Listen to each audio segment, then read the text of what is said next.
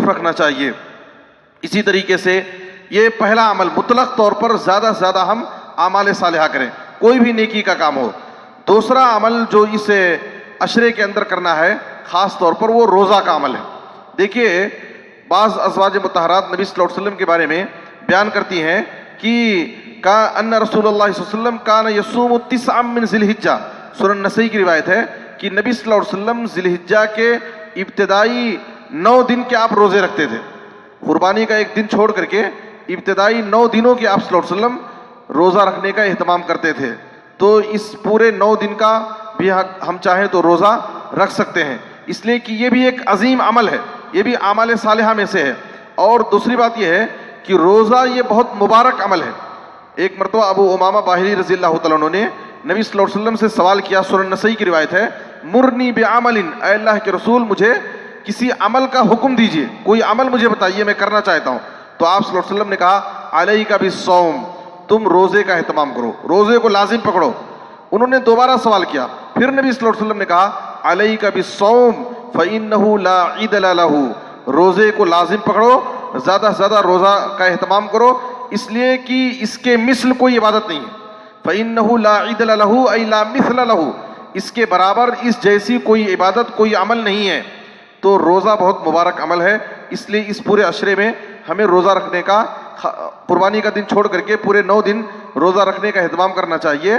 یہاں تک کہ اگر رمضان کے چھوٹے ہوئے روزے، خاص طور پر خواتین سے روزے چھوٹ جاتے ہیں اور مردوں سے بھی بیماری کی وجہ سے یا سفر کی وجہ سے روزے چھوٹ جاتے ہیں، تو رمضان کے چھوٹے ہوئے روزوں کی قضا بھی اگر ہم چاہیں تو یہ مبارک ایام میں ہم رکھ سکتے ہیں۔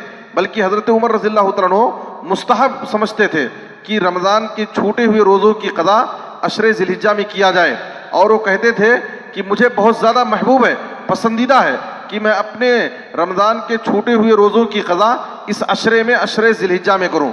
تو رمضان کے چھوٹے ہوئے روزوں کی بھی قضا ہم کر سکتے ہیں، اس کے علاوہ ہم نفل طور پر اس 9 دنوں میں زیادہ سے زیادہ روزہ رکھنے کا اہتمام کر سکتے ہیں۔ خاص طور پر عرفہ کا روزہ، ایک دن کا روزہ رکھنے کا ہم خاص طور پر اہتمام کریں، اس لیے کہ عرفہ کا ایک روزہ ہمارے گزشتہ 1 سال اور آئندہ 1 سال کے گناہوں کا کفارہ ہوتا ہے۔ آپ صلی اللہ علیہ وسلم نے کہا صوم یوم عرفہ یکفر السنتین ماضیۃ و مستقبلہ، تو عرفہ کا ایک روزہ 2 سال کے گناہوں کو مٹا دیتا ہے۔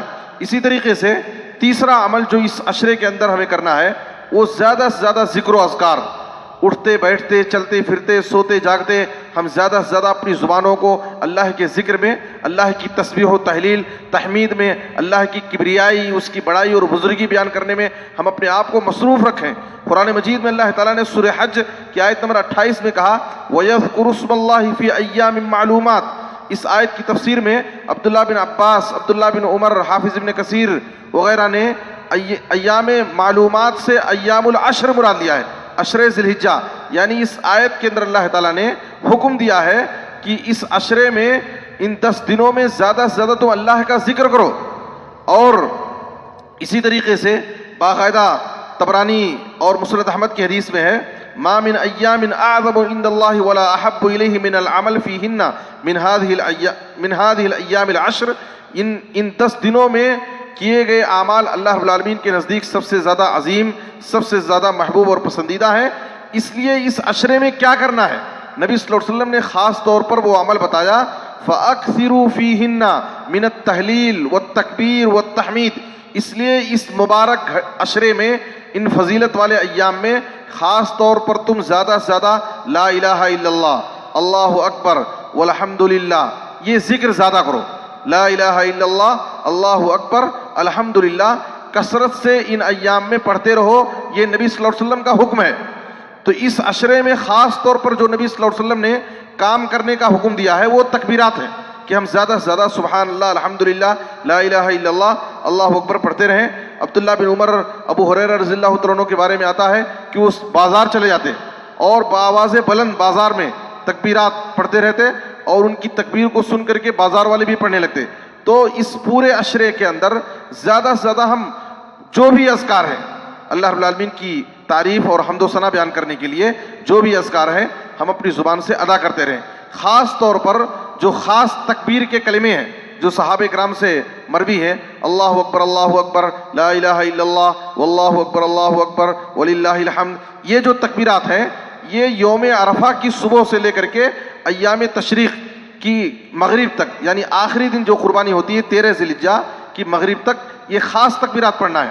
اور باقی پورے عشرے میں زیادہ سے زیادہ تعریف کے جملے، زیادہ سے زیادہ ذکر کے جو بھی الفاظ ہیں، ذکر کے جو بھی کلمے ہیں، ہمیں ان تکبیرات کو پڑھنا چاہیے. تو اس عشرے کے اندر تکبیرات کا، اذکار کا بھی خاص اہتمام کرنا چاہیے. چوتھا عمل اس عشرے کے اندر ایک بڑا عمل کیا ہے، عظیم الشان عمل، وہ حج ہے. اللہ رب العالمین جن کو طاقت دے ان کو اس عشرے کے اندر باقاعدہ بیت اللہ کی زیارت کا، حج کا ارادہ کرنا چاہیے اور پہنچ کر کے حج کے فریضے کو انجام دینا چاہیے. اور ظاہر ہے کہ حج کے اعمال، مناسک حج اسی عشرے میں شروع ہوتے ہیں. یوم الترویہ 8 ذی الحجہ سے مناسک حج شروع ہو جاتے ہیں. اور حج بڑا عظیم عمل ہے. آپ صلی اللہ علیہ وسلم نے کہا، صحیح بخاری اور مسلم کی حدیث، الحج المبرور لیس لہ جزاء الا الجنہ، حج مبرور کی سعادت اگر کسی کو حاصل ہو گئی تو اس کا بدلہ جنت ہی ہے. حج مبرور کا مقام اگر کسی کو مل گیا تو اس کا بدلہ جنت ہی ہے.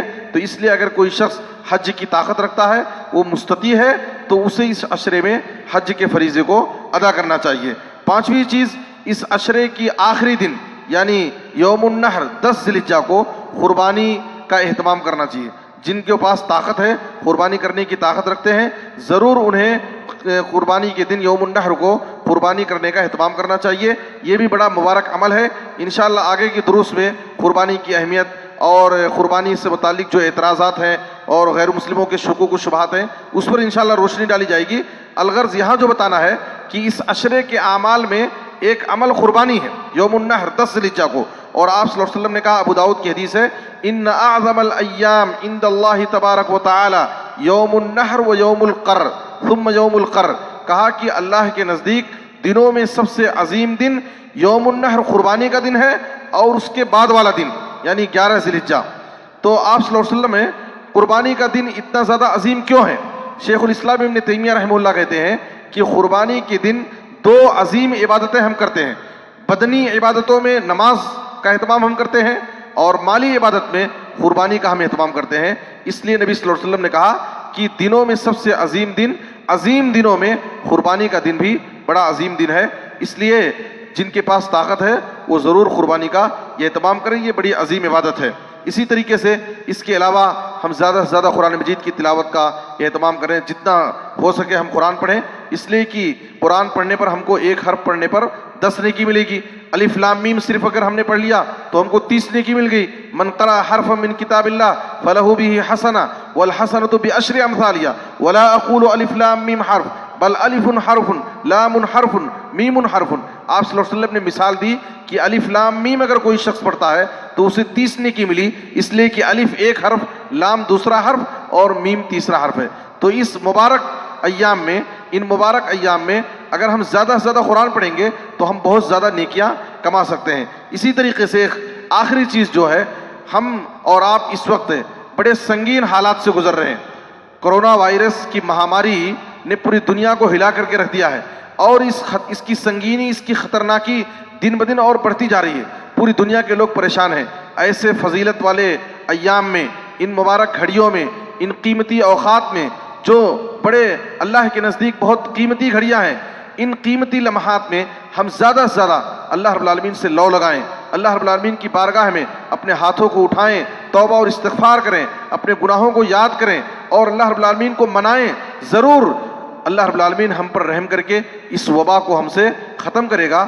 شرط یہ ہے کہ ہم سچے دل سے اللہ رب العالمین کی بارگاہ میں توبہ اور استغفار کریں تاکہ اللہ رب العالمین ہمارے اوپر رحم کر کے اس بلا کو اور اس مہلک وبائی بیماری کو اللہ تعالیٰ پوری دنیا سے ختم کر دے اور پورے عالم میں اللہ تعالیٰ مسلمانوں کی حفاظت فرمائے. آخر میں اللہ سے دعا ہے کہ اللہ تعالیٰ ہمیں ان مبارک ایام، ان فضیلت والے ایام کی قدر کرنے کی توفیق دے اور زیادہ سے زیادہ ہمیں عمل صالح کی توفیق دے. اس لیے کہ جب تک اللہ رب العالمین کی توفیق نہ ہو اس وقت تک بندہ کوئی عمل نہیں کر سکتا ہے. اس لیے ہمیں اللہ تعالیٰ سے توفیق بھی مانگنا چاہیے، ورنہ یہ فضیلت کی گھڑیاں آتی ہیں اور چلی جاتی ہیں، لیکن جو خوش قسمت ہیں، سعادت مند ہیں وہ بندے جو ان قیمتی گھڑیوں کی قدر کر کے اپنے گناہوں کی مغفرت کرا لیتے ہیں. اس لیے اللہ تعالیٰ سے ہمیں توفیق مانگنا چاہیے کہ اللہ تعالیٰ ہمیں اس عشرے میں بقیہ ایام میں زیادہ سے زیادہ عمل صالح کرنے کی توفیق دے. آمین. وصلی اللہ علی نبینا محمد و آلہ وصحبہ اجمعین.